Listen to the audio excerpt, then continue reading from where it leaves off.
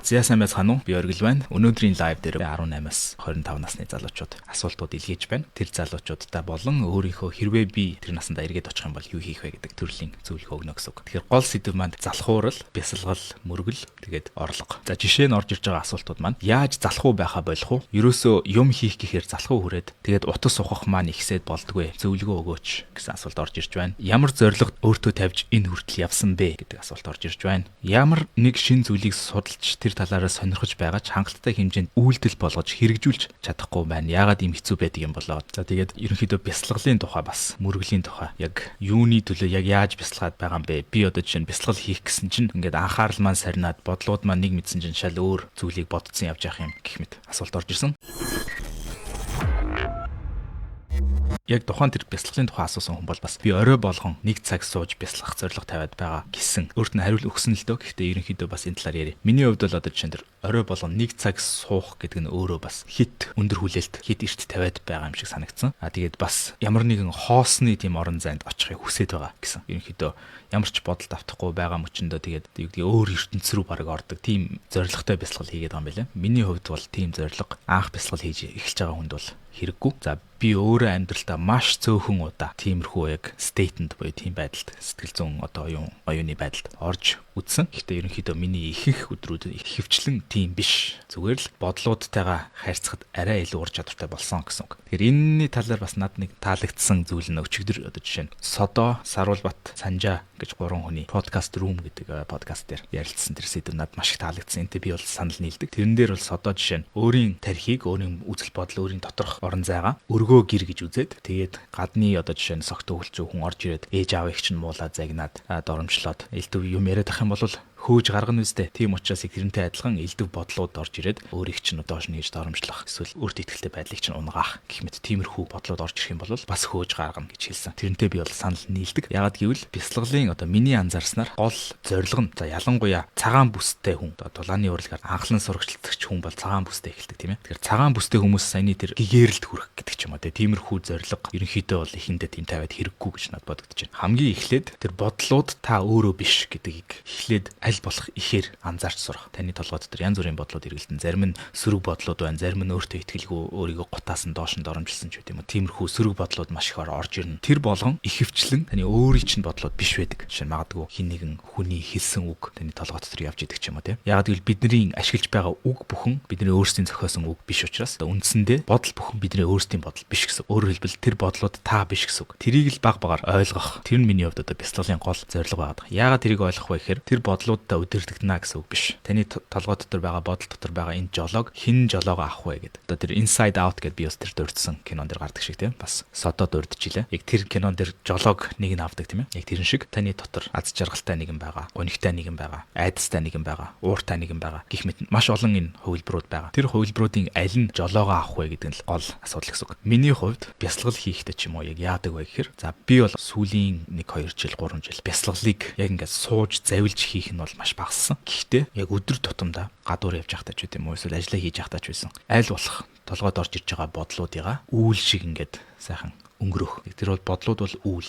Эсвэл бодлууд бол төгжрээнд явж байгаа машинууд. Урсгал төгжрээнд явж байгаа машинууд. Заримдаа төгжрэн гацна, заримдаа чөлөөтэй урсна тийм ээ. Аль болох чөлөөтэй урсгахыг хичээх хэрэгтэй.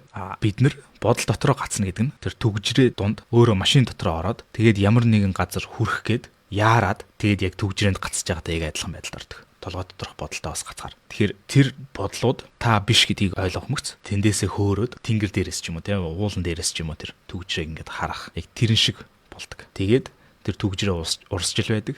Тэр бодолтой өөрийнхөө identity буюу хинбэ гэж тодорхойлдгийгоо холбохгүй гэсэн үг. Гэхдээ яг ийм холбохгүй байдалд тасралтгүй хүрнэ гэж бол хиндэ бол байхгүй. Хиндэ тэр бодлуудтай автагдаад дараагийн бодлууд нь урсаад ингээд нэг мэдсэн чинь нөгөө бясалгал хийж байгаа ч юм уу мартаад шал өөр зүйл сатаараад сэтгэл хөдлөлтөд автагдаад явж идэг. Энэ бол цагаан бүстэй хүний энгийн үзэгдэл. Маш олон хүмүүс бясалгалд Нэгдүгürt дургу байдаг, хоёрдугаарт бясалгал хийх гэхэлэр залхуу өрөөд байдаг. Гуравдугаарт бясалгал хийж байгаа мөчөөсөө урам авахын оронд урам нь хугараад байдаг. Ягаад гэвэл тэр анхаарал нь сарнаад байдаг ч юм уу тийм. Тэрнээсээ болоод урам нь хугараад ахиж бясалгал хиймээргүй санагдаад байдаг. Өөрийгөө фейлдэд байна гэж бодоод байдаг. Фейлдэх биш. Цагаан бүстэй хүн одоо чинь жудогийн дивжээнд орж ирээд хар бүстэй хүмүүсийг бүгднийг унгаах гад team expectation одоо хүлээлт өөр дээрээ тавьчаад яваад орох юм бол мэдээж фейлдэн тийм ээ. Тэгэхээр team expectation, team хүлээлттэйгээр жудогийн дивжээ рүү орох ёсгүй. Зүгээр л суралцах, зүгээр л алдаа гаргаж ивэл тэрийг аль болох ойлгох. Нэгдүгээр засахаасаа өмнө алдаа гаргаж ийн гэдгийг ойлгох. Энэ нь өөрөө алдаа биш болно гэсэн үг. Суралцж байна гэсэн үг. Тэрнтэй адилхан тэр бясалгал хийж байгаа орон зай чинь магадгүй яг жудогийн дивжээ шиг тийм ээ. Дожо шиг team орон зай гэж ойлгож байна. Тэрэн рүүгээ орохдоо өөрийгөө цагаан бүстэй гэдгийг сануулах хэрэгтэй гэсэн үг. Тэгэхээр анхаарал сарнил үз. Тэрийг анзаарчих юм бол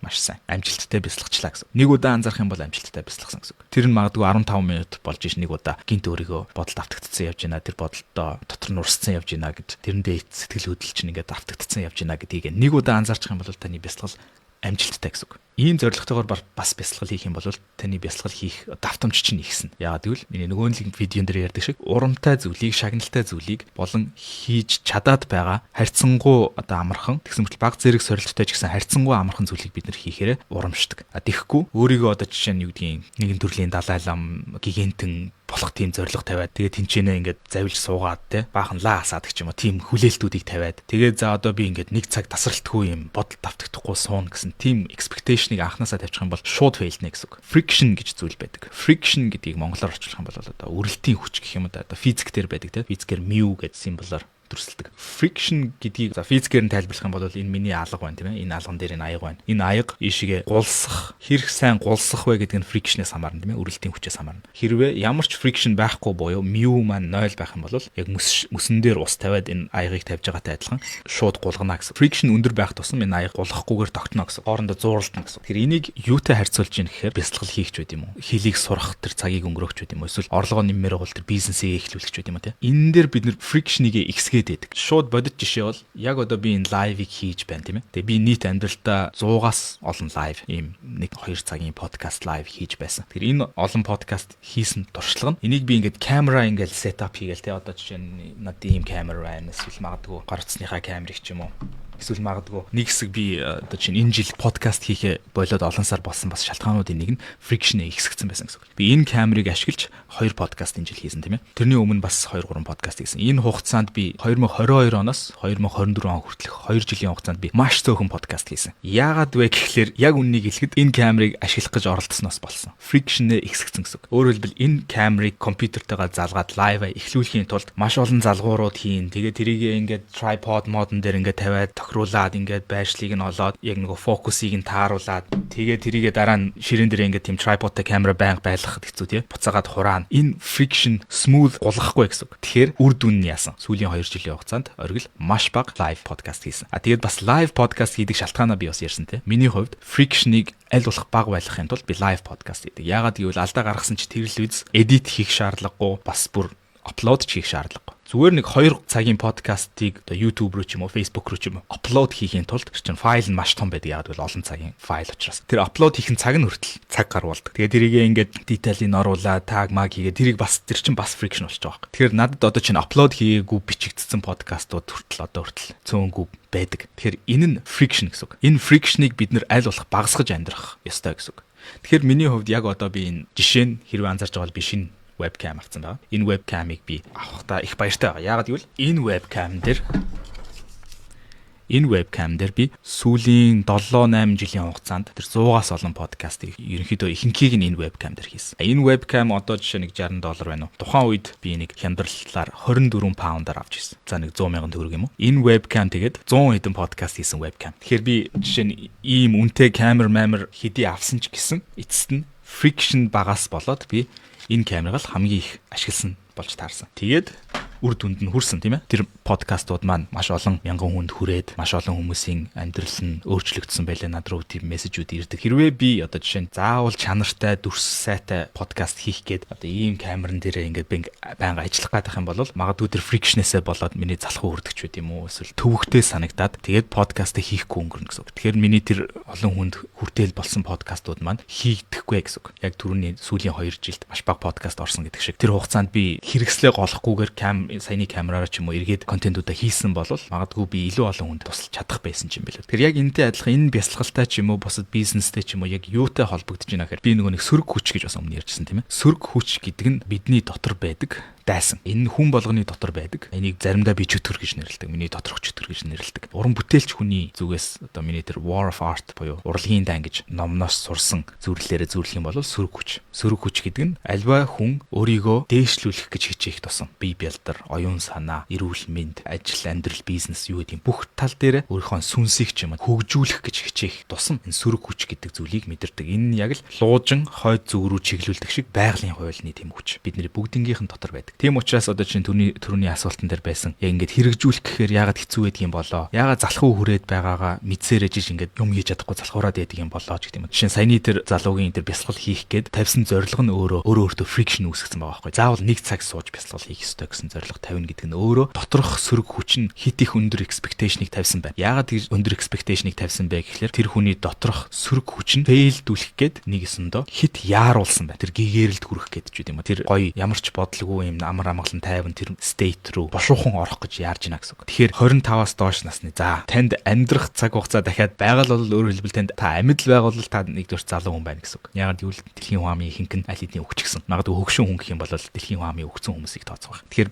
амьд байгаа бид нар залуу хүмүүсээ гэсэн үг. Тэгэхээр бид нар яах ёстой вэ гэхээр бид нар төвчээртэй байх ёстой. Яагаад гэхлээр төвчээртэй байхлаар илүү хурдан явдаг юм бэл зорилготой. Төвчихгүй яарахлаар нөгөө яарвал даарна гэж сайхан үг байна тийм ээ. Үхэр тэргээр туулайг үүснэ гэдэг тэр үг дээдсийн биднэрт үлдээсэн зөндөө сайхан үгнүүд байна. Тэгэхээр энэ үгнүүдийг сайхан эргцүүлж бодоод яг ямар учиртай юм бэ гэдгийг сайн бодох юм бол яг үнэн үгнүүд байгаа байхгүй. Үнэхээр үхэр тэргээр туулайг үүсдэг юм байна. Үнэхээр яарвал даардаг юм байна. Яагаад гэвэл бид нар яарснаасаа болоод өндөр фрикшнүүдийг үүсгээд одоо миний хувьд энэ камер сетап хийх гээл тийм бушуухан лаг контентийнхаа чанарыг сайжруулах гал тэр залуугийн хувьд 1 цаг бясалгал хийгээд тэр стейтэд хүрэх гэх тийм ээ. Гэх мэт маш олон ийм алдаануудыг бид нар гаргаад яарсан байна. Яарснаасаа болоод нөгөө бясалгалаа хийхчгүй, нөгөө бизнесээ эхлэхчгүй, нөгөө контентоо хийхчгүй, төвөг өөртөө хит их үүсгэснээсээ болоод шантарна гэсэн. Жишээ нь юм шинээр судалж сурахыг хүссэн, эсвэл хэл сурахыг ч юм уу хүссэн хүмүүс байгаа тийм ээ. Тэр хэлээ сурж эхэлдэгчгүй.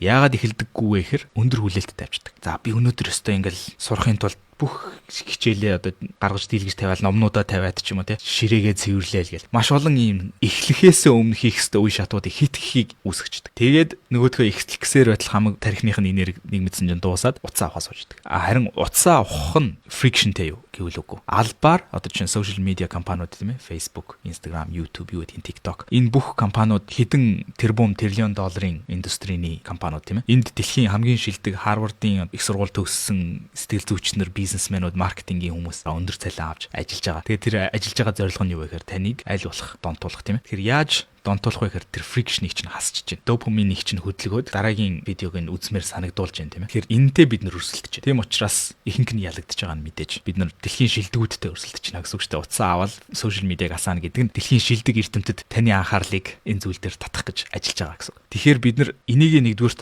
анзаарах нь, ухаарах нь маш том алхам. 50% нь хийчихэж байна гэсэн үг. Дараагийн алхам маань амьдралд хэрэгтэй зүйлийг хийхэд надад яг ямар фрикшнүүд буюу ямар садаанууд байгаад байна. Эхлэхээс хүртэл төвөгшөөдөг садаанууд гэсэн хэрэг байна гэдгийг анзаарах хэрэгтэй гэсэн үг. За би яг одоо лайвуудыг маш их хэмжээгээр хийх байх гэж бодож байна. Яагаад гэвэл миний яг энэ вебкам таны намайг үзэж байгаа энэ вебкам миний дэлгэцний дээр ингээд суудсан. Би энийг авч хаях шаардлагагүй. Асаахын тулд нэг л кноп таарна гэсэн үг. Яг одоо эндээс надад гэрэл тусч байна. Тэгэхээр энэ гэрэл яг энэ чинэл байж байна. Асаахын тулд нэг кноп таарна гэсэн үг. Энэ микрофон маань одоо энэ boom arm гэдэг зүйлтэй энэ ширээнд маань ингээд бэхлэгдсэн байгаа. Хураахын тулд ингээд цааш нь хөдлөгч нь асаахын тулд ингээд бас нэг кноп дараал асаана. Тэгэхээр 3 кнопыг дараал би энэ лайвыг эхлэх боломжтой гэсэн үг. Тэгэхээр би энэ лайвыг хийх ямар ч фрикшн байхгүй болсон байна гэсэн үг. Тийм учраас би олон лайвуудыг хийх байх гэж бодож байна одоо. Яг тэрэн шиг бясалгал хиймээр байгаа бол мөргөл хиймээр байгаа бол эсвэл магадгүй шинэ хэл сурмаар байгаа бол эсвэл жимд явж бие бялдраа хөгжүүлмээр байгаа бол тэрийг эхлэхээс өмнө ямар олон төвөгтэй зүйлүүдийг хийж байна гэдгийг нэгдүгээрт анзаарах хэрэгтэй гэсэн. Тэгээд тэндээсээ яаж би эдрийг аль болох шаардлагагүй болгох вэ гэдэг системийг үүсгэнэ гэсэн үг. Одоо жишээ нь миний бас зөндөө олуудаан нийтэлж исэн нэг ишлэл байдаг те. Хэрвээ энэ зүйл амархан байсан бол ямар харагдах байсан бэ гэдэг өөрөөсөө асуух хэрэгтэй гэсэн. Төвөгшөөгд байгаа зүйлийг өөрөөсөө тэгж асуух хэрэгтэй гэсэн. Одоо жишээ нь контент хийх гэж байгаа хүн те. Хэрвээ амархан байсан бол ямар харагдах байсан бэ гэвэл одоо яг миний энэ систем гэсэн. Эсвэл жимэнд явах гэж байгаа ч юм уу те. За заавал жимэнд явахгүйгээр одоо жишээ нь гоё бие бялдартай бие хаагаа гой хөгжүүлэх хүсэлтэй байгаа бол түүнээс төгшөөж байгаа бол хэрвээ энэ амархан байсан бол ямар харагдах байсан бол өдөрт би 5 минут дасгал хийдэг байж болно тийм. Өдөрт би яг нэг гэрийнхаа нэг буланд очиод 5 минут сунгачаад 5 минут гар дээрс өнөдөг ч юм уу дасгал хийж болно. Энэ нь хангалттай амархан зүйл байж болно тийм. Тэгэхээр хамгийн амархнаас нь л эхлэх хэрэгтэй. Тэгээ би өмнө тэр сүүлийн хийсэн нэг подкастн дээр ярьсан тийм ээ. Яаж амжилтанд хүрэх вэ? 99% хүмүүсийн гаргадаг алдаа гэдэг тэр подкастн дээр хэлсэн. Ур чадвар ер нь бол бүх зүйл ур чадвар. Хөдөлмөрлөх гэдэг нь өөрөө ур чадвар. Хөдөлмөрлөж чаддаг байх гэдэг нь өөрөө ур чадвар. За жишээ нь 2017 оны оргилыг би эргээд харъя. Тухайн үед би одоо байгаагаас илүү илүүдэлж байна те. Тэгээд бас миний хөдөлмөрлөх чадвар хамаагүй бага байсан одоо байгаагаас. Жишээ нь би ингэ санаж байгаа байхгүй. Яг 12 сарын үеэр Крисмсийн зул сарын ажлууд маш их гарч ирдэг одоо энэ Лондонд тийм ээ. Зөөгч хийх гэх мэт ажлууд гарч ирдэг. Тэгээ би зөөгч хийвэ. Тэгэхэд тухайн үед би одоо байгаагаас хамаагүй бага ажиллах чадвартай байсан учраас ядраад нуруу өвдөөд хөл өвдөөд ус яг шүн ажиллаад харахад тэгээд доглоод гэртээ харж исэн тухайн үед. Тэгээд надад ямар хэцүү юм бэ гэж санагдчихсэн. Тэгсэн мөртлөө надтай хамт ажилласан надаас илүү ахмаг насны хүмүүс би одоо залуу хүнтэйг доголж явахад симбэлзэл гялс ажиллаа хийгээл надаас илүү үр бүтээлтэй ажиллачаад гэрлүүгээ сайхан над шиг доголж моглохгүй гэртээ харж байгаа байхгүй тухайд. Тэгээд тэрнээс хойш ерөнхийдөө би баг багаар өөрийнхөө хөдөлмөрлөх чадвар дээр ажиллаж эхэлсэн. Тэгээд дараа нь одоо чинь 2022 онд гэхэд би стил тоогооч хийж явах үедээ хэд хоног дарааллаад өглөө эрт ажилдаа яваад шөнийн одоо 11 12 хүртэл өглөөнөөс хойш 10 хэдэн цаг ажиллаад тэгээд шүн харанхуй шөнийн 12-т ч юм уу боон цугаад гэртээ ирдэг. Тэгээд маргааш өглөө дахиад өглөө тэгж ажилдаа явдаг. Тэрийг бол би нэг мэдсэн чинь хөнгөн хийдэг болцсон байсан. Тэгэхээр миний чадвар маань өөрөө сайжирсан байна гэсэн үг. Хөдөлмөрлөх чадвар маань. Тэрнээс хойш бас дахиад би ингээд оффист ажиллаа, продюсер хийж үзлээ. Тэгээ ингээд өөрийнхөө контентуудыг хийлээ, ингээд ном уншлаа. Одоо энэ бас ур чадваруудыг баг багаар суулгаад яваад хахад компьютер дээр оюуны ажлыг ингээд суугаад хөдөлмөрлөх чадвар маань бас тэрнээс хойш дахиад нэмэгдсэн. Тэгэхээр одоо байгаа оргил оюуны хөдөлмөрлөх чадвараараа ч тэр биеийн хүчний хөдөлмөрлөх чадвараараа ч тэр хэдэн жилийн өмнөх оргилыг хол хаяна гэсэн үг. Одоо бид хоёр өрсөлдөх юм бол тэр 2017 оны оргил, 2019, 20 оны оргил, 21, 22 оны оргил энэ оргилд хол гүйцэгдэнэ. Шороонд нь дарагдана. Тэр нь надад маш их бас өөртөө ихтэй байдлыг нэмж байгаа. Яг энэ ирчээрээ одоо миний найдалгаар бол 2026 оны, 2027, 2028, 2030 оны оргил энэ оргилыг хол хаях хэмжээний хөдөлмөрлөх чадвартай болсон байх байхаа гэж би найдаж байгаа. Тэрэнд хүрэхийн төлөө яг одоо хөдөлмөрийг нь оруулж яах гэсэн үг. Тэгэхээр ийм сэтгхүүтэй ажиллах хэрэгтэй гэсэн. Яг одоо жишээ нь дөнгөж сая бас яг өнөөдөр энэ лайвыг эхлэхээс нэг ганц 2 цагийн өмнө надад нэг залуу мессеж хэлгээсэн. Би оюутан юм аа. Яаж би орлогоо ихсэх вэ? Яаж би илүү мөнгө олох вэ? Надад ямар ч мөнгө байхгүй. Тэгээ би оюутан тэгсэн мөртлөө надад ерөөсөө цагийн ажил хийхлээр цаг гарахгүй юм аа гэсэн. Тэгээ би асууж байгаа. Чи юугаар сурдаг юм гэсэн чинь хуулиар сурдаг. 1-р курсын оюутан гэлөө. Тэгээд чамд ямар ур чадвар байгааг асуусан. Надад ур чадвар байхгүй гэж хэлсэн. Тэгэхээр богино хариулт нь за өнөө маргаашд бол ерөнхийдөө чи мөнгө олохгүй юм байна. Энэ бол хатууч гэсэн үнэн гэсэн. Харин чи залуу байгаа дээрээ түрүүний миний хэлсэн шиг доглоод чамаагүй тэгж ажиллаад магадгүй нойроо хасдаг ч юм уу магадгүй сошиал медиа дээр утсаа ухдаг цагаа багасгадаг ч юм уу тэгээд баг багаар маш баг багаар жижиг алхмаар хөдөлмөрлөх чадвараа ихсэх юм бол одоо жишээ нь би яг одоогийн байдлаар гэрээсээ ажиллаж байна тийм ээ 100% гэрээсээ ажиллаж байна. Энэ миний офис. Яг одоо миний офист та бүхэн намайг байгааг харж байна. Яг одоо би ажиллаа хийж байна тийм ээ энэ лайвыг хийж байна. Энэ лайваас би мөнгө олдог бас дээрээс нь өөрийнхөө хийж байгаа ажлаас хүмүүст хичээл зааж гэх мэт мөнгө олдог. Яг одоо миний 1 цаг зарцуулж байгаа тэгээд тэндээсээ олж байгаа орлого маань миний одоо чинь 5 10 жилийн өмнөх бүр 2 3 жилийн өмнөх орлоготой харьцуулах юм бол бүр хэд нугарна. Тухайн үед би 1 цаг ажиллаад олдог байсан мөнгө одоо би 1 цаг ажиллаад олдог мөнгөтэй харьцуулах юм бол асар ялгаатай. Энэ хоёрын ялгаанд юу байгаа вэ гэхээр би яг саяны хэлсэн шиг яг одоогийн оргилийн бүтээмжнийх нь чадвар болон 2 жилийн өмнөх 3 жилийн өмнөх 4 жилийн өмнөх оргилийн бүтээмжийн чадвар хоёр шал өөр. Тийм учраас өндөр орлоготой болмоор байгаа бол бүтээмжийн чадварыг өсгөх хэрэгтэй гэсэн үг. Тэхийн тулд ур чадвараа өсгөх хэрэгтэй гэсэн үг. Хөдөлмөрлөх чадвараа өсгөх хэрэгтэй гэсэн үг. Одоо жишээ нь Алекс Хормози гэж одоо баг тэр бумтан болж байгаа том контент креатор бизнесмен байдаг тийм. Алекс Хормозигийн нэг стори байгаа. Тэр анх дөнгөж их сургуулаа төгсөөд юм уу да. Парист очиж internship хийсэн гэж байгаа. Ажлын туршлага. Тэгээд нэг компанид туршлагажиж ажиллаж исэн чинь өглөөнөөс орой болтол ажиллаа л гэнэ л дээ. Тэгсэн мөртлөө одоо маш бага орлоготой байсан ч юм уу бонус авдаггүй ч юм уу тийм. Нилээн хэцүү байсан юм шиг байна тэр ажил нь. Тэгээд яг тухайн компанид ажиллаж исэн нилээн өндөр албан тушаалтай орлого өндөртэй нэгэн хуульч эмэгтэйгээс асуусан чинь би одоо ингэж их ажиллаад нэг үр дүн гарахгүй юм. Тэгээд орлого ч ер нь ийм бага байх юм яах вэ гэдгсэн чинь нөгөө хуульч эмэгтэй нь баг шоолж инегээд яасан идүүтэй яасан хөөрхөн юм ярьд юм бэ. Чиний одоо ажиллаж байгаа чадвар гэж тэр авж байгаа орлого чинь тэр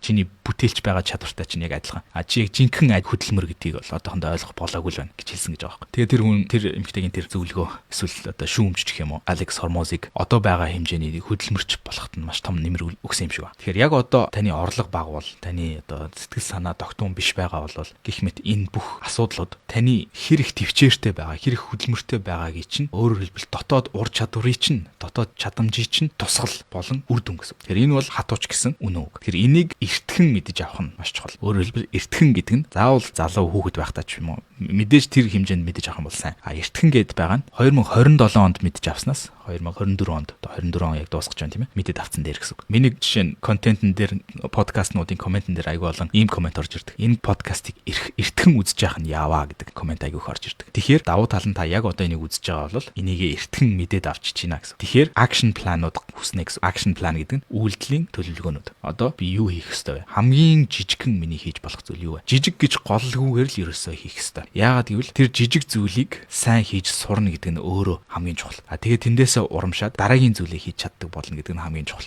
Жишээ нь Atomic Habit гэж номон дээр байсан уу? Энэ судалгаанд бүр хэд хэдэн өөр бүлэг оюутнууд дээр болон сурагч нар дээр хийгдсэн юм байлээ. Нэг нь шавар ваар хийдэг хүмүүстээр, нэг нь фотографи зураг авдаг хүмүүстээр судалгаа хийгдсэн байлээ. Хоёр бүлэгт хуваагаад нэгэнд нь ганцхан бүтээл авчир, одоо чинь ганцхан зураг, фотограф авчир, эсвэл ганцхан ваар хийж авчир. Тэгээ тэр ваарных нь хэр чанартай байгаагаас дүн өгнө гэдэг. Нөгөө бүлэг нь болохоор 100 хийж авчир гэдэг. 100 ваар хийж авчир, эсвэл 100 зураг авч авчир. Тэгээд тэр чанар гэхээсээ илүү тэр 100 зураг авах юм бол онц аавна, 50 зураг авах юм бол одоо дунд аавна гэдэг юм уу, муу аавна гэдэг юм. Зөвхөн зургийн тооноос, зөвхөн бүтээлийн тооноос хамаарна гэдэг. Тэгээд эцэст нь харахад тэр бүтээлийн тооноосоо болж дүн авсан оюутнууд хамаагүй илүү чанартай бүтээлийг тойрсон байна. Тэгэхээр энэ бол энэ судалгаа бол маш олон зүйл дээр яг адилхан юм хариу гардаг. Яг тэрнтэй адилхан одоо чинь подкаст хийх гэж байгаа бол та яг одоо ганцхан подкаст хийх ёстой. Тэгээд тэр подкастны чинь чанараас дүн чинь хамаарна гэсэн даалгавар авах юм бол та тэр подкастыг хийхчгүй. Тэндээсээ сүрдээд айгаад төвөгшөөгөөд эхлэхчгүй гэсэн үг. Харин та 100 подкастыг хийчих юм бол та сайн дүн аавна гэсэн даалгавар авах юм бол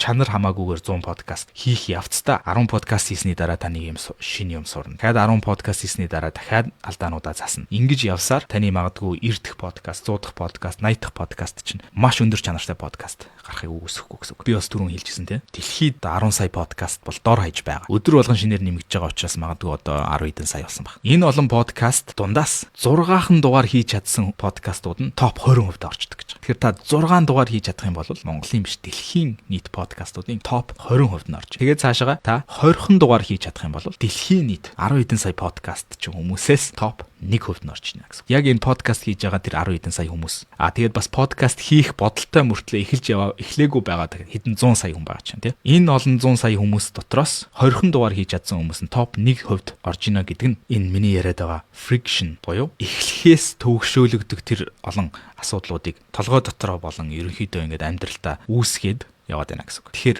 миний хувьд одоо жишээ нь миний одоогийн стандартаар одоо видеоны чанарыг үзье л да. Би олон видео хийж үзсэн хүний эцэст. Яг одоо миний стандартаар 80% хүрэх одоо контент видео 5 жилийн өмнөх ориглын 100%-ийг бүр хэд нуглана гэсэн үг. 800% болно гэсэн үг. Тухайн үед 5 жилийн өмнө би чанартай контент гэж бодож исэн 80% за миний сэтгэлд 80% хүрлээ гэсэн подкаст ч юм уу бичлэг видео байх юм бол миний одоогийн байгаа стандартын магадгүй 20%, 30% байж магадгүй. Яагаад гэсэн хэрэг 5 жилийн өмнөх оргил, одоогийн оргил хоёрын хооронд маш олон удаа өөрийнхөө хувийн контентыг чиглээ, продюсер хийхдээ ингээд хүмүүсийн эдиторүүдтэй ингээд ажилласан, тэр туршлагач ингээд орж ирлээ. Маш олон контент дээр ажилласан байгаа. Маш олон цагийг зарцуулсан учраас чанарын ялгаан тэгж гарч ирж байна. Тэгэхээр яг одоогийн байгаа таны төсөөлж байгаа тэр нэг удаагийн тэр эхний бясалгалчин ч юм уу, тэр эхний одоо дасгалчин ч юм уу тийм биеийн тамирын дасгалчин ч юм уу эсвэл эхний хийх гэж байгаа бизнес ч юм уу төгс байлгах гад тэрийг маш өндөр чанартай байлгах гад хичээгээд байх юм бол та алсын хараагүй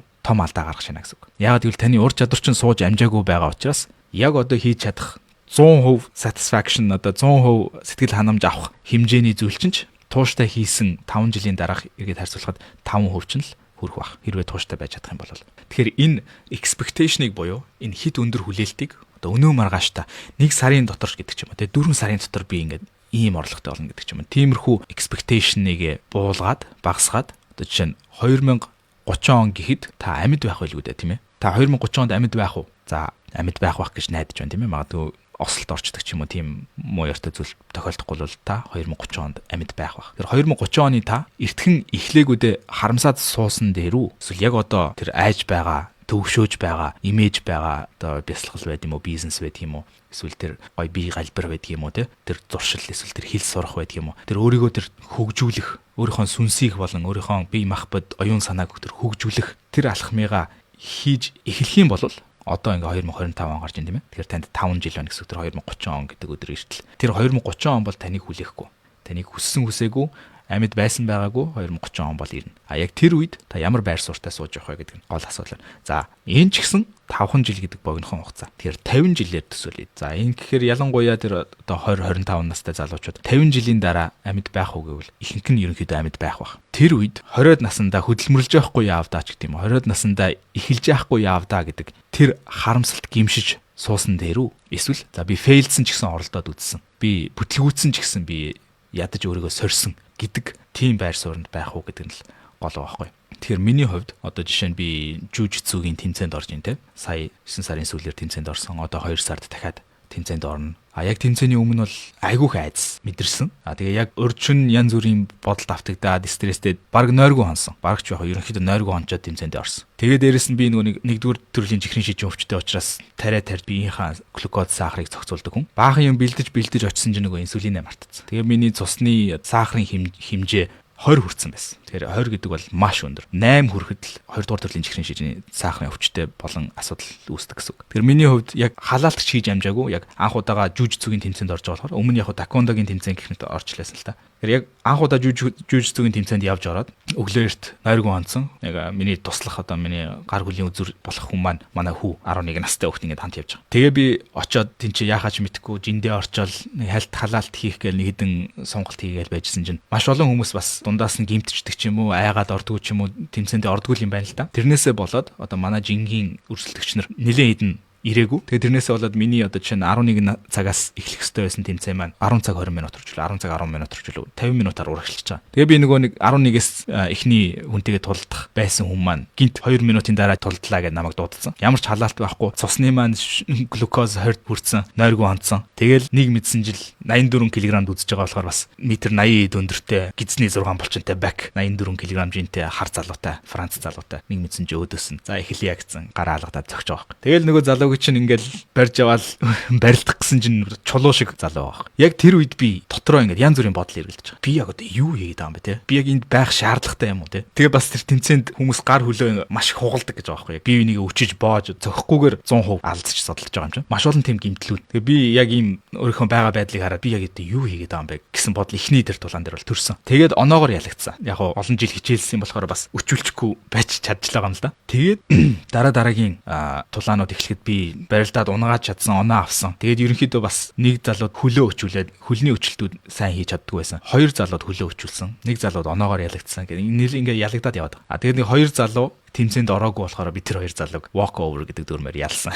Манай хүү бас яг тохоо үед амар ингээл догдлол аавын тэмцээнийг очиж үзнэ гэл ирсэн. Тэгсэн чинь нөгөө амар олон хүмүүс тэгэл дивжин дээрээ барилдаал байгаа юм. Тэгэл би нэг барилдчаал дараагийнхаа хүлээгээл сахар махраа зохицуулах гал байжсэн чинь манай хүү би өөдөөд байна гэж байгаа юм. Догдлсон expectationтэй очсон юм шиг ба. Тэгсэн чинь тэгэл ерөөхдөө дараагийнхаа тэмцээнийг хүлээгээл сууж байгаа орчинд хийх юмч байхгүй те. Сонирхолтой тоглоомод тоглож чадахгүй гэх юм уу. Өөдөөд байна гэж. Тэгэхээр нь би баг зэрэг хүүргөө уурсан л үгснээ чинь өөдөх. Аав чи энэ чи алдсаж байна. Чи намайг дэмжих гэж ирсэн юм байна сте гэд. Тэгээ шууд snap хийгээд манай хүү одоо чинь бас дэмжих мод руу буцаад орсон л та. А дараа нь тэмцээн дуусаад би тэр хөлөө нилээн өчүүлсэн болохоор бас хэд хоног тоглосон. Гэхдээ яг бас ингээд нүл одоо хөхрхийн ингээд болцсон ба. Тэгээ яг ингээд бодохдоо би хувь хүний хувьд миний дотоод хатуу жил миний бас ур чадрууд яг тэр тэмцээнийхээ бичлэгүүдийг эргэж үзээд өөрийнхөө гаргасан алдаануудыг бас хянж байгаа. Миний жүжигцүүгийн чадвар, миний барилдааны чадвар, миний өчөх боох чадвар болон миний төсвөр хатуужлын чадвар ч гэдэм үү. Бүгд левел агсан. Тэгээд өөрөөр хэлбэл өөрийнхөө тухгүй байдалд орсон гэсэн үг. Анх би энэ тэмцээнд орохдоо бол тэмцээнд бүртгүүлнэ гэдэг нь миний хувьд ялалт байсан. Дараа нь би одоо чинь 2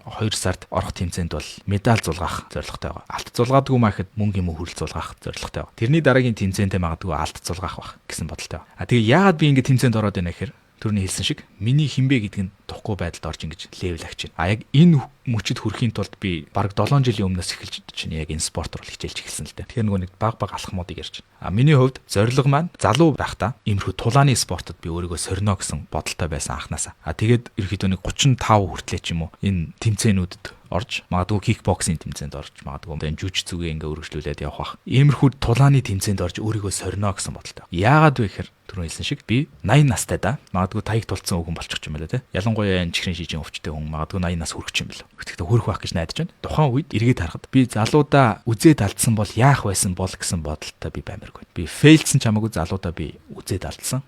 Тэр өдөр би нойргоо онцоод нэг баг залуутай барилдаад өчөөгөө өгөхгүй алдсан гэд сууж ах. Ядаж дотроо өөртөө тийм бодолтой байхыг хүсэж ин гэсэн үг. Иймэрхүү сэтгэхүүн маш чухал байна. Өнөө маргааштай өөртөө зөөлөн хандаад урт хугацаанд өөртөө хатуу хандаж том зорилго тавьгээд байдаг. Би энийг сүүлийн 7-8 жил контент хийж байхдаа ярьж байгаа тийм ээ. 5 жил 10 жилийн зорилго чинь том байх хэвээр. Тийм учраас миний яг алсын хитийн зорилго бол Монгол улсыг эх орноосоо зүхтмааргүй амьдрахад сайхан орн болгоно гэдэг зорилго тавьчихад байгаа. Энэ зорилгод миний амьд яваа насанд хүрэх юм уугүй би мэдэхгүй байна.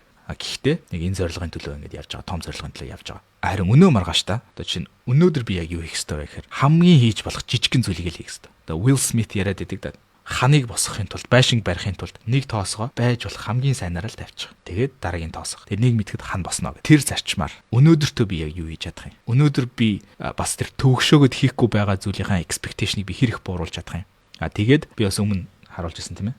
Миний компьютерийн дэлгэцэн дээр энэ байдаг.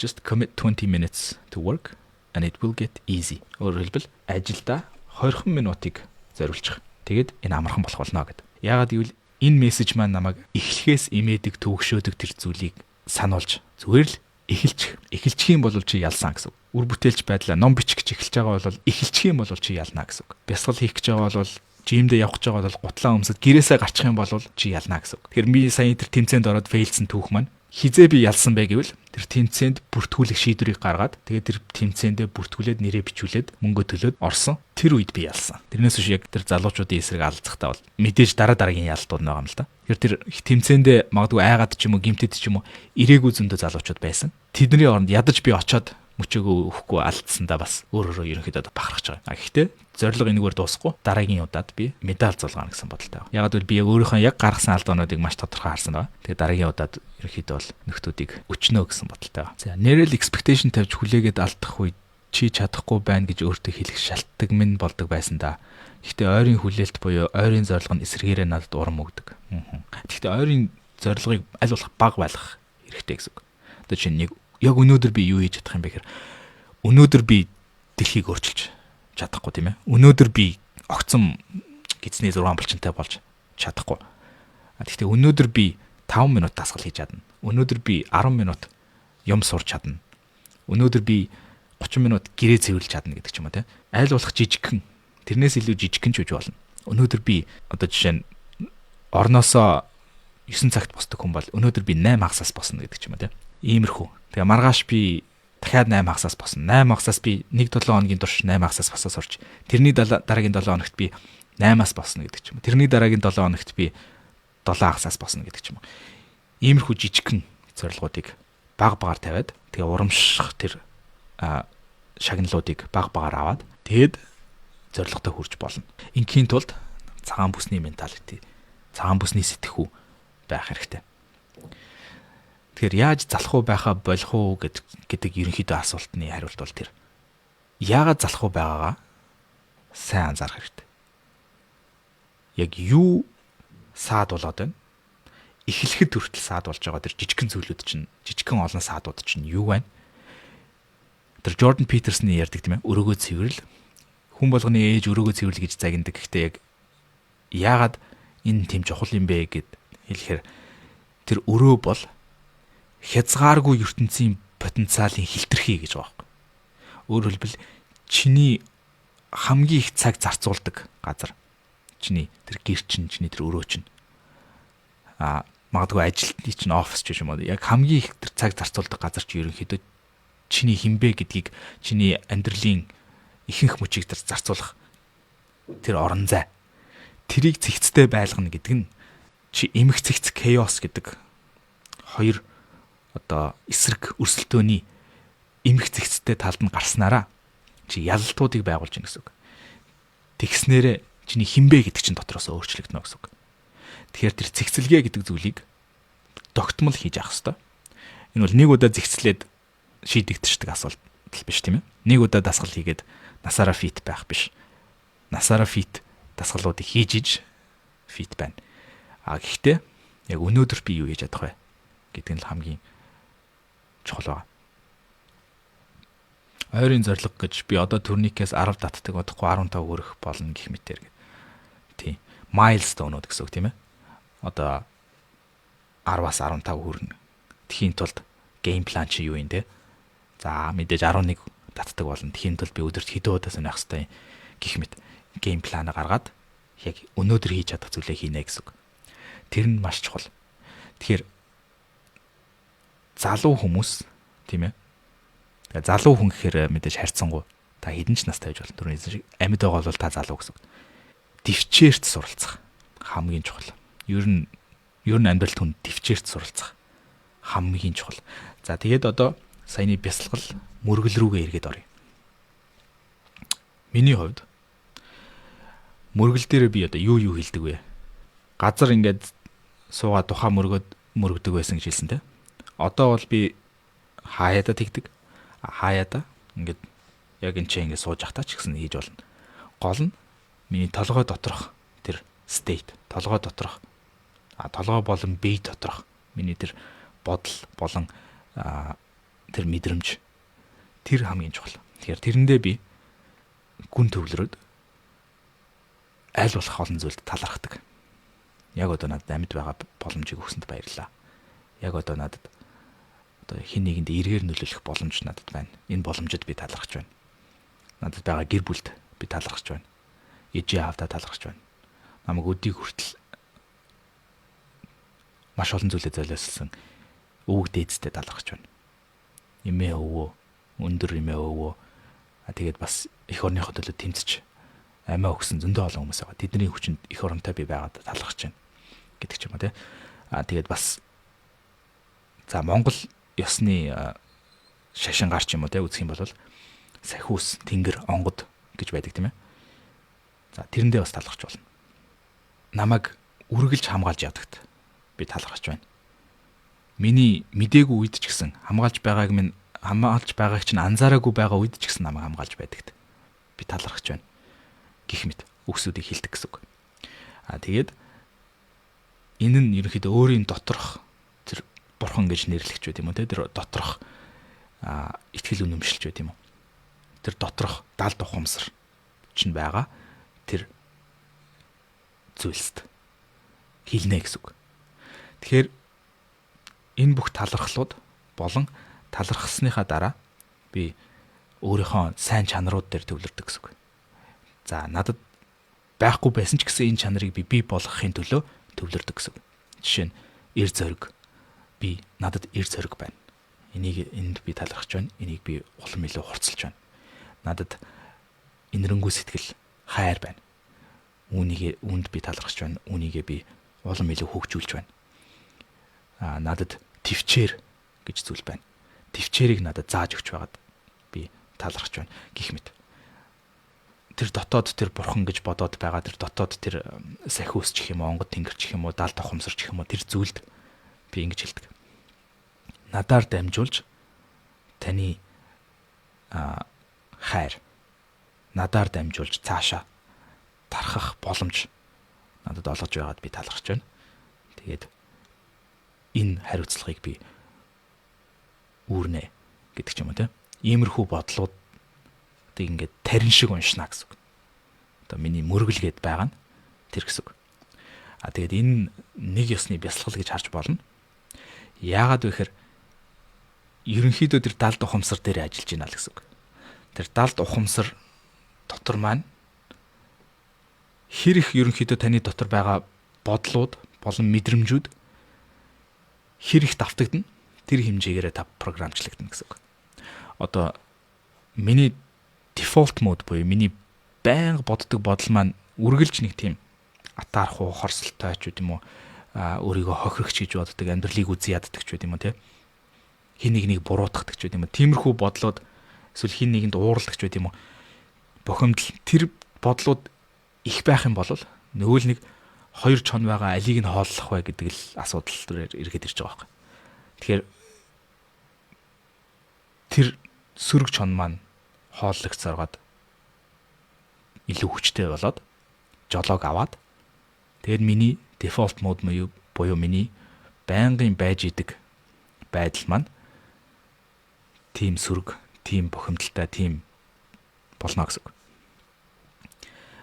Иймэрхүү байдлуудад би одоо мэдээж энэ амьдрах хугацаанд цөөнгүй хэдэн удаа ингээд зохих хэмжээний хугацаагуудаар ингээд орж үзсэн тийм ээ. Хэдэн секундээр эхлээд заримдаа бүр хэдэн сарын туршид иймэрхүү сөрөг fog манан дунд ингээд бас байж үзсэн. Тийм учраас энэний хүч чадлыг бас мэдээд байгаа. Нөгөө талынх нь бас хүч чадлыг бас мэдээд байгаа.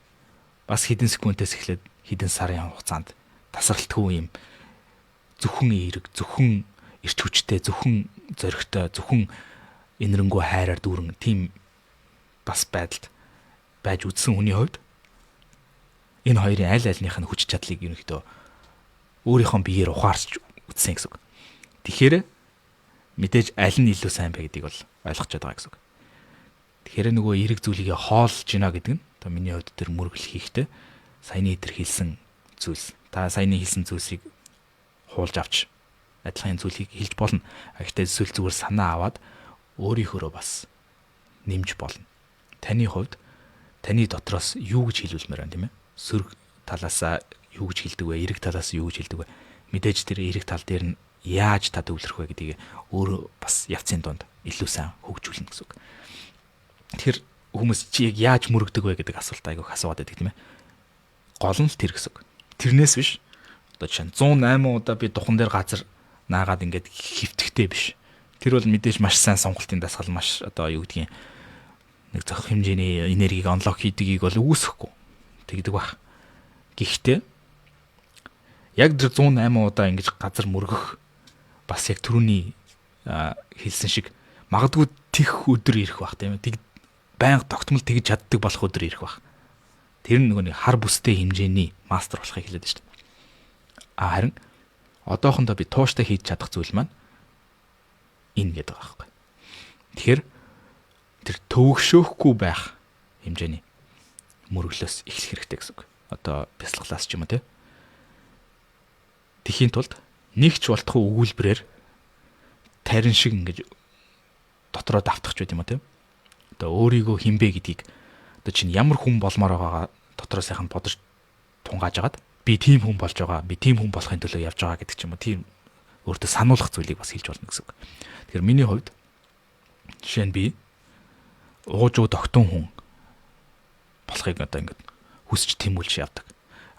Өмнөх хувилбаруудыгаа бодвол харьцангуй тийм болж байгаа. Тэгэхдээ яг бүрэн төгс тийм биш. Бүр тэрнээс хол хөвтнө. Гэхдээ одоо яг ингээд төсөөлд бол бууж байгаа байхгүй. Яг нэг тийм нүмер нөөлөгтэй юм том зарс мод ч байт юм уу те. Доор нь очиж сүдэртэн суугаад тайван тийм төрлийн хүн. Одоо миний дэргэд байхад миний үр хүүхдүүд хань ижил эргэн тойрон гэр бүл найз нөхөд их тийм нүмер нөөлгөнд нь тайван амгалан аюулгүй тийм мэдрэмжийг авч итгэл дүүрэн тийм байдаг тийм төрлийн хүн болохын тулд нэг нэгээр тэр тоосхыг барьж тэр байшинг бүтээж гинэ гэсэн дотроос. Магадгүй яг тэр төсөөлөд байгаа тэр хүн болох цаг нь 50 жилийн дараач байж магадгүй тийм. Гэхдээ гол нь аль зүг рүү явж байгаагаа мэдж гинэ гэдэг нь гол нь байгаа байхгүй. Хазаах үедээ өөрийгөө би чинь ямар хүн болохыг хүсэж байгаа вэ? Энэ одоо удаад арай шалчханчуудаа ч гэдэг юм уу те. Энэ удаад арай бухимдалтай автагдаад буруу үйлдэл гаргачлаа даа ч гэдэг юм уу. Эсвэл гарах гад дэшүү ч гэдэг юм уу те.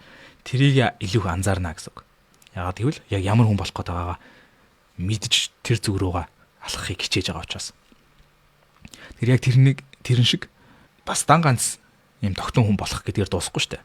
Жишээ нь ямар зориг өөртөө тавьж энэ хүртэл явсан бэ гэдэг ихний асуусанд одоо энд хариулж штэ тийм ээ. Жишээ нь түрүүний хэлсэн тэр Монгол улсыг эх орноосоо зүхтмааргүй амьдрахад сайхан орн болгох гэдэг тэр зорилгот байдаг бүхнээрээ хөв нэмрээ оруулсан хүн болохыг бас хүсэж байна. Жишээ нь бас хүүхдүүдтэй үлгэр жишээ болсон аав болохыг хүсэж байна, тийм ээ. Тэхийн тулд нэг одоо сорилттой чаленжтай зүйл нь юу вэ гэхээр за одоо жишээ нь манай том хүү 11 настай, тийм ээ. Би ингээл ухаан орсон цагаас нь өөрийг нь өсгөж хүмүүжүүлж заах зүйлээ зааж үлгэр жишээ болохоор болж ирсэн. Мэдээж төгс хийж чадаагүй дунд нурын зөндөө алдсан. Гэхдээ одоо бол би хүүгээрээ маш бахархдаг, маш төлөв, маш ухаалаг хүн болж өсөж байгаа. Гэхдээ за яг одоо би тэнэгтлээ гэж бодъё, тийм ээ. Яг одоо би гэр бүлээ хайж явдаг ч юм уу, маш том алдаа гаргадаг ч юм уу, эсвэл өгчлээ гэж бодъё, тийм ээ. Тэгэх юм бол тэр 11 наснаас хойш тэр өсвөр насныхын үеүүдэд юу болж өнгөрөх юм бэ? Хин үлгэр жишээ болох юм бэ? Цаашид одоо юу гэдгийг ямар дурсамжууд үлдэх юм бэ? Гэхээр миний хийх ажил дуусхаач байсан болоогүй байгаа байхгүй. Тэгэхээр энэ бол бүх насаараа хийх ажил болж байгаа. За ялангуяа манай хүүхдүүд намайг нас ороход амьд байх гэж бол найдаж байна, тийм ээ. Тэгэхээр миний бүх насанд би тэр хүмүүст аль болох эерэг үлгэр жишээ болохыг л хичээж явна гэсэн үг. Мэдээж ялангуяа эр хүн өсвөр наснд хүрээд 14, 5, 6 хүрээд өөрийнхөө ааваас илүү өөр бас менторч гэдэг юм уу, те багш ч гэдэг юм уу, коуч ч гэдэг юм уу, тийм одоо спортоор бол тасгалжуулагч, коуч маягийн тиймэрхүү хүмүүсийг олж авдаг. Тэгэхээр тэр цаг үеийн бол мэдээж ирнэ. Тэгэхээр би тэр коучт нь бас зайгаа тавьж өгнө. Гэхдээ яг аав хүн гэдгийн хувьд миний үлгэр жишээ бол хизээч дуусахгүй байхгүй. Тэгэхээр энэ бол бүх насаараа хийх ажил болчихж байгаа. Гэхдээ яг энүүгээр нь төсөөлөд үзэхлээр нөгөө нэг тэр overwhelmed болдог буюу одоо хит их зүйл ачаалд ингээд стресстэх бас мэдрэмж төрж бас магадгүй. Тэгэхээр эргэж ирээд за би өнөөдөр юу хийж чадах вэ? Өнөөдөр би яг ямар цагийг зарцуулж чадах вэ гэдэг ч юм уу. Тэр тал дээр ажиллана гэсэн үг. Яагаад гэвэл бид нар өдөр л амьдардаг, тийм ээ. Өчигдөр гэдэг өдрийн хаалга үүр таагдчихсан. Хизээч онгоохгүй. Бид нар хэдэн тэрбум долларч тэр өчигдөр гэдэг хаалгыг дахиж онгойлгож чадахгүй. Маргааш гэдэг өдрийн хаалга маргааш л онгоно. Бас хичнээн тэрбум доллар төлөөд бид нар хичнээн хөдөлмөрлөөд бид нар маргааш гэдэг хаалгыг хүчээр онгойлгож чадахгүй. Хорвоогийн жамаараа л өөрөө л онгойно. Тэгэхээр яг одоо онгорхоо байгаа хаалга маань өнөөдөр. Тэгэхээр яг одоо өнөөдөр гэдэг өрөөнд дотор би сууж байна. Энэ өрөөнд дотор би юу хийж чадах вэ гэдэг л хамгийн чухал. Гэхдээ жишээ нь яг энэ өрөөнд дотор би сууж байхдаа 10 жилийн дараа би ямар хүн болмоор ингээд саяных шиг ингээд төсөөлдөг ч юм уу бичиж болно. Тэр чинь өнөөдөр миний хийж байгаа зүйл гэсэн үг. Тэгээд тэрнийхээ төлөө өнөөдөр би юу хийх ёстой вэ гэдгийг ойлгох ч гэдэг юм уу, тийм. Тэгэхээр цэвэр одоодоо амьдрна гэж бас олон хүмүүс ярьдаг, тийм ээ. Mindfulness дасгал хийгээд, transcendental meditation хийгээд тэгээд нэг бодолд автагдахгүй ингээл зэн болоод гэгээрэл ч юм уу, тийм цэвэр одоодоо амьдрна гэл. Тэр одоодоо амьдрах чинь нэг хэсэг нь хүртэл тэр ирээдүг төсөөлж суух чинь бас тэр одоо гэдэг мөчийг бас ашиглаж гинэ гэсэн үг шүү дээ. Одоодоо амьдрна гэдэг нь тийм бодлого болохыг бас хэлж байгаа биш байна. Бодлого болно ч гэж бас байхгүй. Одоо тэр саяны тэр залуугийн надаас асуусан бяцлаглалын тухай асуулт дээр бол тэр ямар ч бодлого болох зорилготой бяцлал хийгээд байгаа гэсэн. Тэр зорилгот хүрнэ гэж бол ерөнхийдөө баг байхгүй бах миний бодлоор. Одоо тэр Буддагийн шавнартай хийсэн сургаалын дагуу хүсэл тачаал зовлонгийн чинь их үүсэр учраас хүсэл тачааллаа байхгүй болох гээд үзгээд. Тэгээ нөгөө сурагч нар нь шавнар нь бүгдээрээ хүсэл тачаалаа байхгүй болох гэж үзсний эцэст хүсэл тачаалаа байхгүй болгох хүсэл тачаалтай байна гэдгийг ойлгоод энэ бол ерөнхийдөө хүрч болохгүй баг тийм юм байна гэдгийг утгыг ойлгож байна гэдэг нь би хүн юм байна гэдгийг бас ойлгож байна гэсэн үг. Тэгэхээр миний хувьд хизээч би бодлоос ангижрахгүй гэсэн үг. Тэрийг хүлээн зөвшөөрнө гэсэн үг. Харин яг тэр бодол дотор нь ороод алцаад энэ бодол хамгийн үнэн, энэ бол би хинбэ гэдэг нь энэ бодол гэд тэгээд алцаад ингээд хит attached болоод ингээд наалдаад одоо тэр замын төгжрийн дотор машин сигналдаад орилдог шиг суух уу? Эсвэл төр зур тэр бодлоосоо нэг зай аваад за энэ бодол ингээл урсдгийн байжж магадгүй энэ бодол миний өмнөх тохиолдсон зүйлсүүдээс ч юм уу эсвэл хин нэгний онгод тэнгэрүүд юу гэдгийг бурхан юу гэдгийг ямар нэгэн даалдах ухамсараас орж ирсэн бодол байдаг ч юм уу. За энэ ингээл өнгөрдөг юм байж. Ингээл ажиглаад өнгөрөх тэр чадварыг л суулгана гэсэн үг. Тэгэхээр энэ чадварыг аль болох баг багаар улам илүү их тэгж ажиглаж тэгж өнгөрөөж чаддаг болох давтамжууд нь ихсэх тусам таны тэр тогтун байдал, таны тэр өртөө ихтэй байдал, таны тэр үр бүтээмжтэй байдал, төсвөр төвчээртэй байдал гэх мэт бүх талаараа хөгжнө гэсэн үг. Тэглээгээд амархан гэсэн үг биш тийм ээ. Энэ бүгд энгийн гэхдээ амархан биш. Тийм учраас яг өнөөдөртөө бид нар аль болох амархан болгож хийх ёстой гэсэн үг. Аль болох friction багасгаад тэгээд хийнэ. Харин урт хугацаанд бол мэдээж бид нар том юмны төлөө зорж болно. Тэгээд ингээ философтод тахлаар мэдээж бүр урт хугацаанд тий жишээ нь тэрбум жилийн дараа ихэд дэлхийн сүнүүд нарны аймаг устдаад ингээд хомхын тоос болчих юм чинь баг хийх шаардлага байгаа мó гэдэг тийм асуулт руу ирэх юм бол бас хэтрүүлчих чинь гэсэн үг тийм ээ. Гэхдээ тэглээгээд амиа орлоод суух юм уу? Мэдээж үгүй. Тэгэхээр тэглээгээд бүх зүйл утга учиргүй хомхын тоос гэд суух юм бол nihilistic гэдэг төрлийн сэтгүүтэй болчихно. Гэхдээ философи үзэж байгаа хүмүүс бүгд зохих хэмжээнд энэ nihilism руу хөлөөдөрөөд гардаг. Ягаад гэвэл энэ бас тэр тогтун тэр философик байдлын одоо хар бүсэнд хүрэх замынх нь бас нэг хэсэг. Бүх зүйл утгагүй ялангуяа одоо өсвөр насны хүмүүс тийм. Гинт ингээд амьдрал гэдэг зүйлийг ингээд өөрөөр ойлгоод тархин хөгжөөд ингээд шинэ мэдээллүүд орж ирээд ер нь юу утга учиртай ингээд нэг тийм бодол бас орж ирэх үе байдаг. Тэр нь бас амьдралын тэр төлөвшөх замынх нь бас нэг хэсэг. Харин миний хувьд болохоор одоо жишээ нь тэр одоо манай энэ шинэ нялх хүүхэд маань байна тийм. Зүгээр нэг минутын турш би рүүгээ шилтэлцээд над руу хараад бүр малитла инээгээд мишээгээд суух буцаагаад би хараад аз жаргалыг мэдрээд энийг тэр нэг минут миний хувьд ертөнцөөс илүү үнэтэй. Тэрийг би одоо амьдрна гэдэг нь бас тэр мөчийгөө би хайрлах байж бас болж байна. Гэх мэт иймэрхүү жижигэн зүйлийг ингээд хайрлаад талархаад тэгээд байхлаар амьдрал нөл утга учир, нөл аз жаргал, нөл үзэсгэлэн гоо болчихж байгаа юм бас. Харин энэ их амьдралын үзэсгэлэн гоог бид нар мэдрэх тэр спонж шиг ингэж шингээж авах тэр хэмжээгээ ихсэхийн тулд одоо энэ бясалгалыг хийгээд тэр өөрийнхөө тэр бодлуудыг ингээд урсгаж өнгөрөөд тэр бодлууд чинь урсаж өнгөрж иж дараагийн бодол орж ирнэ тийм ээ. Дараагийн бодол орж ирэхгүй нөгөө нэг spiral сордог илс шиг ингээд эсвэл нөгөө нэг голын эргүүлэх шиг ингээд гацаад нэг бодолд руугаа хит гүн гацах юм бол дараагийн гоё үзэсгэлэнт бодлууд орж ирэх боломжгүй болчихно гэсэн үг. Тэгээд харанхууд гэрлэгүү одоо ингээд цонхоо хаачна гэсэн үг. Тийм учраас аль болох ялангуяа тэр бухимдал, тэр уур, атаархал гэх мэт энэ сөрөг мэдрэмжүүд орж ирэх тусам нөгөөнийг бясалгалыг чинь дасгалууд яг тэр үед л хамгийн хэрэгтэй болно гэсэн үг. Яг ингээд ямар ч өвчин зовлон байхгүй, эрүүл мэнд чинь маш сайхан, бүх зүйл чинь маш сайхан, мөнгө төгрөгийн асуудал байхгүй, гэр бүл чинь бүгд эрүүл сарвал тэгээ маш гоё кино үзээд инээгээд сууж байгаа үед ч үгүй юм те. Тэр үед тэр бясалгал за хэрэгтэй гэвэл магадгүй нэг хэрэг болох зүйл нь яг одоо ямар гоё байна гэдгийг анзаараад тэгээ тэрийг улам сайхан тэр мөчтөд талархах ч үгүй юм те. Тэр нь бясалгалын хэрэг байж магадгүй. Гэхдээ яг биднэрт яг тех нэг хэрэг байгаа ч юм уу ч юм уу. Хамгийн гол нь хамгийн хэрэгтэй үед юу гэхээр түрүүний миний тэр одоо жүжигцүгийн тэр тэмцээнд орсон гэдэг шиг. Нойргүй хандсан. Миний цусан дах сахарын хэмжээ 20 хүрсэн. Тэгээ яг одоо нэг хэдэн жил бэлтгэл хийсэн мундаг бакцаалуу намайг алхаж байна. Яг тэр мөчөд миний тэр бясалгал намайг яг тухайн үед тайван байлгаж өөрийгөө бие хамгаалах ч байт юм те. Тэр үед хамгийн хэрэг болж байна гэсэн үг. Тэгэхээр бясалгалыг зүгээр завлаад сууж хийж болно. Болохгүй юм байхгүй.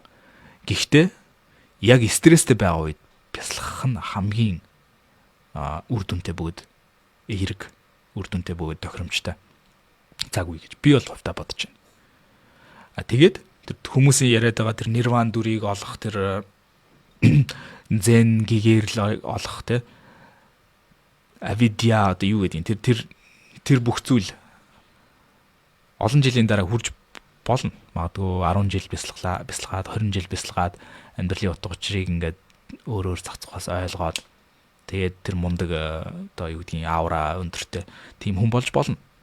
Үгүйсэхгүй. Гэхдээ өнөөдөртөө бид нар шууд тэгэл нэг суугаал гэл нөгөө нэг нүдэн мэлмийн нээгдэл за тэгж бас болсон ч гэсэн тэрийг экспектлэх нь өөрөө хизээж тэгж нээхгүй болгочих шина гэсэн үг. Яг одоо би суугаал энэ бяцлаглаас би гэгэрэх ёстой гэдэг тийм expectationтэй хүлээлттэй бяцлал хийх юм бол хизээж гэгэрэхгүй угаасаа. Харин тэр бүгдийг ингээд умартаад за өнөөдөр л би нэг сайн хүн байхыг хичээе. Өнөөдөр л би хийх чадах зүйлээ хийхийг хичээе. Тэгэл тэр бодлуудыгаа ингээд чөлөөтэй урсгая гэдэг тийм байдлаар олон хоногийг, олон жилийг ингээд зарцуулах юм бол магадгүй тэр гэгэрэл гэдэг зүйл чинь ирэх чинь билүү юм мэдлээ. Миний хувьд бол тэр гэгэрэл гэдэг зүйлийг нэг 5 минутаар ч юм уу нэг хэдэн цагаар ч юм уу баг хугацаанд бол хэд удаа мэдэрч үзсэн. Одоо бүр ингээд асгарт нулимс асгараад бүр ингээд хорвоог хайрлаад ч гэх юм уу тийм мөчүүдийг бол мэдэрч үзсэн. Үнэхээр гайхалтай, үнэхээр үзэсгэлэнтэй. Гэхдээ би бол 24/7 цаг одоо ингээд надад хийх бизнес байна. Харж хандах гэр бүл байна, найз нөхд байна. Өөрийгөө хөгжүүлэх юм гоё зүйлс байна. Энэ тоглоомыг ингээд тоглоод явцдаа би 24/7 цаг тэгээд хорвоог хайрлаад уйлаад сууж бол чадахгүй тийм ээ. Тийм учраас өнөөдөртөө би яг юу хийж чадах юм бэ гэдэг нь л хамгийн чухлаа гэд дахин яриад байна. Гэхдээ анхаарлын хэлбэлцэл гэдэг би 7 жилийн өмнө хийжсэн видео шиг зум аут хийн, зум ин хийн. Бидний одоо төвлөрөл гэсэн үг. Түрүүнийх шиг ингээд төвлөрлөө холдуулаад 100 жил эрсдэгч үү тийм үү?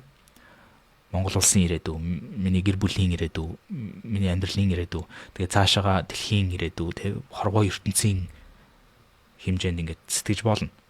Тэнцэнэ гацхгүйгээр яг амьсгал шиг буцаад зум ин хийгээд жижигэн зүйлрүү төвлөрөөд яг энэ мөч, яг энэ секунд, яг энэ минутанд би яг юу хийж чадах хэвээр. Яг би миний зорилго юу байж тийм үү, би хэн байж тийм үү. Эргэж ингэж төвлөрөөд буцаж гараад, буцаж ирээд төвлөрч болно гэсэн үг. Гэхдээ 1 минутын дотор ингээд гарч орох биш. Одоо жишээ нь 1 сарын турш жижигэн зүйл дээр төвлөрчөөд буцаа дахиад 1 сарын турш илүү том зүйл дээр төвлөрөх ч байт юм. Эсвэл хит их жижигэн зүйл дээр төвлөрөд байгаагаа анзаарах юм бол төр азнаад өөртөө сануулад бас ийм том зураг байгаа штэ гэдгийг харах ч байт юм те. Эсвэл хит том зураг харсараад бүх жижигэн зүйлийг мартаад амьдралын одоо шаардлагатай жижигэн зүйлсүүдийг хангахаа мартсан залхуурцсан ч байт юм байх юм бол эргээд том зураг төрхийн тулд энэ жижиг зүйлүүд ч гэсэн чухал штэ гэдгийг ингээ анзаарах ч байт юм. Ингээд бидний одоо төвлөрөл хүртэл ингэж амьсгалж явах хэрэгтэй байна. Одоо түрүүний хэлсэн тэр нирвана гэдэг үг маань өөрөө амьсгалаа гаргах гэсэн утгатай үг. Тийм ээ.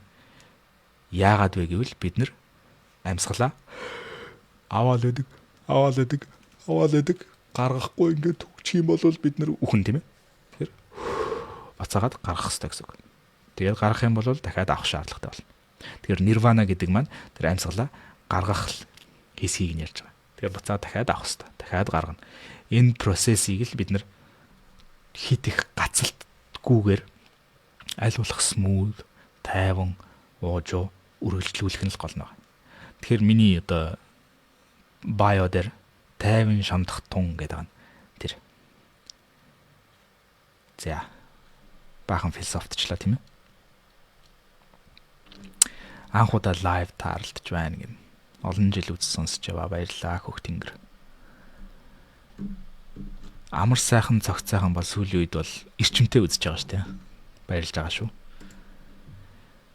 Нойр хасахаар эрүүл мэнд яах вэ гэн. За одоо бүгдээ лайв дуусахаас өмнө хэдэн лайв асуултуудад хариулцгаая тийм.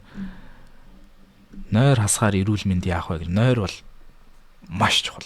За одоо жишээ нь миний хувьд сахарын өвчин чихрийн шижингийн 2 дугаар төрөл гэж байдаг тийм ээ. 2 дугаар төрөл нь инсулин resistance гэдэг зүйл. Инсулин resistance гэдэг нь одоо инсулинийг бие чинь эсэргүүцэж байна гэсэн үг.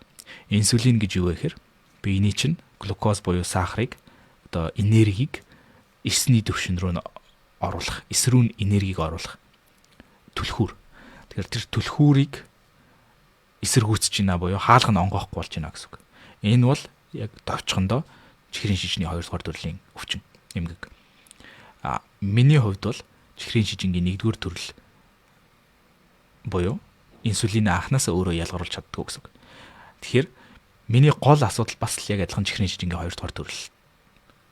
1-р төрлийн өвчтэй байлаа гэд хоёрдугаар төрлөөс ангид гэсэн үг биш. Хоёрдугаар төрөл рүү ч давхар орж болно. Нэгдүгээр ба хоёрдугаар зэрэг тусч болно гэсэн үг. Яагаад вэ гэвэл түрний хэлсэн шиг инсулин resistance. Инсулин resistance гэдэг зүйл бусад бүх архаг өвчнүүдэд нөлөөлдөг. Альцгеймер одоо тий ой санамжаа алддаг, саа өвчин, салга болох, нүд сохрох, үе мөчөө алдах, арьсны өвчин, зүрхний шигдээс, бөөрийн үйл ажиллагаа болох байх, илэгний үйл ажиллагаа болох байх бүх өвчнөд чихрийн шижингийн одоо энэ хоёрдугаар төрөл буюу инсулин resistance нөлөөлдөг сөргөөр. Инсулин resistance-ийг багасгах тусам бие чинь сайн гэсэн үг. Яагаад энэ бүх зүйл нөлөөлөд байна гэхээр бидний цусндах одоо энэ судсан дотор гүйж байгаа цусндах сахарын хэмжээ буюу глюкозны хэмжээ их байх тусам тэгээ бас ингэж хэлбэлзэх тусам таны сэтгэл хөдлөлд нэгдүгээр нөлөөлнө. Одоо амархан уур уцаартай болдог. Бас дээрэс нь судасны ханыг гэмтээдэг. Хит их глюкоз яваад тахлаар судасны хан гэмтснээрээ таны цусны эргэлт ерөнхийдөө асуудалтай болж байна. Тэгэхээр тархины одоо цусан хангамж, зүрхний бүх асуудлууд. Цусан хангамж гэдэг чинь тэгэл таны бүтэн бие гэсэн үг тийм ээ. Асуудалтай гэсэн үг. Нойртой яаж холбогдоод байна гэхээр та нойр багтай байх тусам дутуу нойртой хонох тусам таны инсулин resistance өсдөг. Тэгэхээр дан ганц инсулин resistance өсөх биш. Өөр бас зөндөө олон асуудлууд үүснэ. Реакц чинь чадвар биеийг одоо эдгээх чадвар. Ерөнхийдөө бие өөрөө өөрийгөө эмчилдэг тийм ээ. Эмчнэр яадаг вэ гэхээр зүсч хагалгаа хийдэг ч юм уу тийм.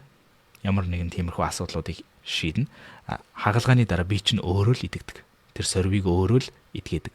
Тэр доторх дархлаа чинь бүх зүйл чинь ерөнхийдөө бие чинь өөрөө өөрийгөө л эмчилж идэг механизм.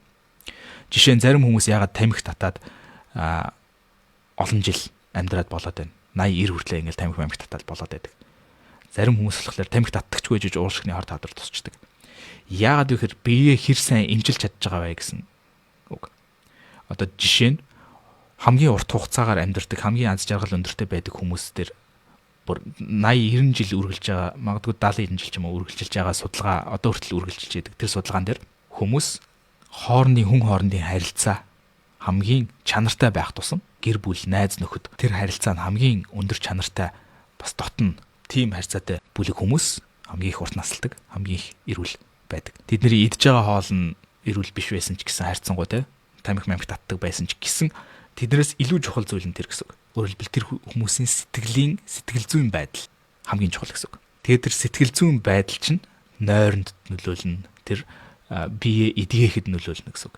Тэгэхээр тэр тамхи татж байгаа тэр damage одоо гимтэл уушгинд ч байт юм уу ингээд орсон ч гэсэн эргээгээ тэрийгэ нөхөж эдгээх явц нь бас давхар явагдаж байгаа учраас тэр хүн урт наслаад байна гэсэн үг. Тэглээгээд тамхи тат гэсэн үг биш тийм ээ. Эрүүл бос хоол гэсэн үг биш. Энэ бүгд нөлөөлнө. Гэхдээ тэр хамгийн чухал зүйл нь тэр өдөр тутмын тэр нойр, хоол, сэтгэл зүйн эрүүл мэнд. Энэ бүх төрлийн архаг өвчнөөс ерөөхдөө өөрийг чинь сэргийлнэ гэсэн үг. Тэгээд мэдээж одоо эмчнэр хэрэгтэй.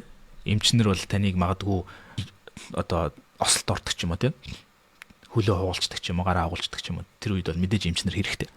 Гэхдээ архаг өвчнийг бол ерөнхийдөө бид нар өөрсдөө л эмчилнэ гэсэн үг. Өөрсдөө сэргийлнэ, өөрсдөө л эмчилнэ. Тийм учраас энэ нойр маш чухал.